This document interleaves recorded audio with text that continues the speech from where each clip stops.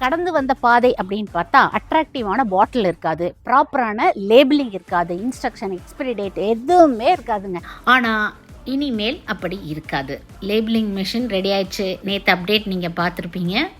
இதில் manufacturing date, batch number, expiry date எல்லாமே கிளியராக மென்ஷன் பண்ணியிருப்போம். சரிங்களா?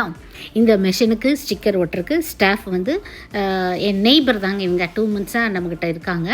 ரொம்ப சின்சியரான ஒரு ஸ்டாஃப். என்ன வீடியோவில் வர்றக்கு ஐயோ இப்போதைக்கு வேண்டாங்க மேடம் அப்படின்ட்டாங்க. அவங்களோட நலன் கருதி நான் அவங்கள ஃபேஸை மறைச்சிட்டேன்.